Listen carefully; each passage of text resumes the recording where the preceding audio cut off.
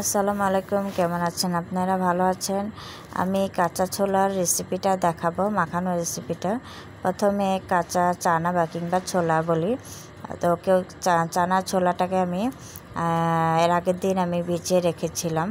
তারপরে এটাকে অল্প একটু রেখে বাকিটা আমি সিদ্ধ করে নিয়েছিলাম এটা ডিপে রাখার জন্য। আর বাকি যে আমি যেটা সিদ্ধ করে নিই সেটাকে আমি ফ্রিজে রেখেছিলাম 2-3 দিন। তারপর দেখি কি এটা আসলে গেরা হয়ে গিয়েছিলো।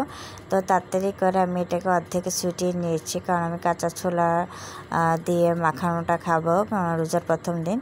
তো প্রথম দিন তারপরে এটাকে আমি কী করি সেটা অর্ধেক ছুটিয়ে দিয়েছি আপু, বা ছুটি দেওয়ার পর আপু আমার পেঁয়াজ কুচি, তারপর শসা কুচি আর টমেটো কুচি, কাঁচামরিচ কুচি করে নিয়েছে। তো এগুলো সব একসাথে আমি মিক্সড করে মাখতে থাকবো। আর এই কাঁচা ছোলা একসময় আমি খুব একটা পছন্দ করতাম না, আমার বান্ধবী ও অনেক খেত। তো ছোটোবেলায় আমার লোক এগুলো ফেরি করে বিক্রি করতো, তো ওইগুলো খেত 10 টাকা দিয়ে। তো আমাকে খাওয়ানোর চেষ্টা করতো, আমি একটু খেতাম, তো ভালো লাগতো না। পরে বাসায় ইফতারের সময় আমার ভাইয়া মাখতো, আমার আব্বু মাখতো, ওরা আমার মাখার সময় দিত, তারপর আমার দিত। তারপর আস্তে আস্তে খাওয়াটা শিখেছি। তারপরে এটা ভালোই লাগে।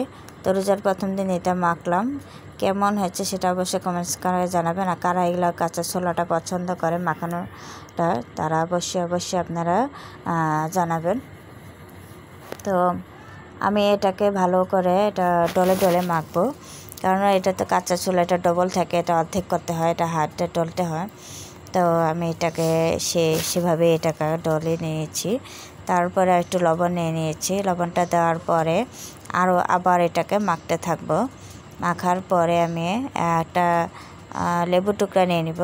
লেবু রসটা দিলে দেখা যায় খেতে আরও ভালো লাগে। আপনারা চাইলে এটাকে আরও ইউনিক করতে পারেন, যেমন আপনারা চানাচুর কুচি, চানাচুর চানাচুর আছে ভাজা চিকন চানাচুর, এগুলো বাজারে পাওয়া যায়, খোলাও পাওয়া যায়, আবার প্যাকেটেও বিক্রি করে। তারপরে আবার পাপড়া আছে, সেটাও আপনারা ভেঙে এটা দিতে পারেন, আরও ইউনিক হবে। ওটা একদিন করে দেখাবো আপনাদের ইনশাল্লাহ। তো আমার মাখানোটা হয়ে গিয়েছে। আপনারা আমার এই কাঁচা ছোলা রেসিপিটা যদি ভালো লাগে, আমার চ্যানেলের অবশ্যই আপনারা লাইক দিবেন, কমেন্টস করবেন। আর নতুন যারা আছেন তারা অবশ্যই লাইক ফলো দিয়ে পাশে থাকবেন। যারা পুরাতন আছে তারাও অবশ্যই লাইক ফলো দিয়ে পাশে থাকবেন।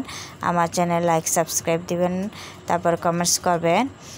আর এই কাঁচা ছোলাতে কিন্তু খুব উপকারী, মানুষের শরীরের জন্য খুব উপকারী, এটা খুবই স্বাস্থ্যকর একটা খাবার।